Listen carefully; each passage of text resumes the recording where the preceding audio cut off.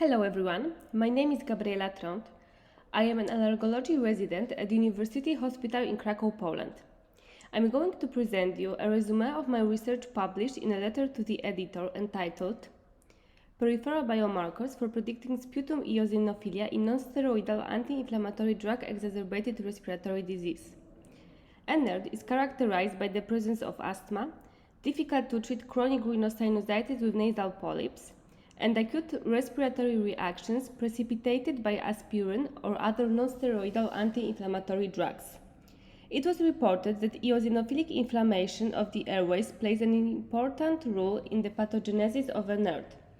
However, recent studies show this asthma phenotype to be highly heterogeneous, with variable clinical manifestations and inflammatory patterns.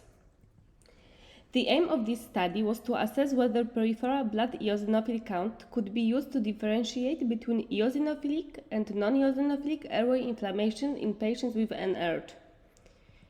The study included 213 patients, 133 patients with NSAID, and 80 controls with aspirin-tolerant asthma.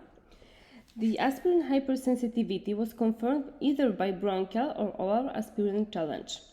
Sputum eosinophil count at a cutoff value of 3 or more % was considered to indicate eosinophilic airway inflammation. Blood eosinophil count was measured.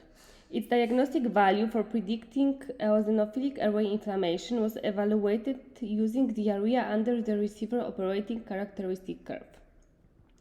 The AUROC for blood eosinophil count was lower for NSAID patients than for ETA group. The AUROC for the combined model with urinary leukotriene E4 in NSAID was similar to the AUROC for blood eosinophil count alone in patients with ETA.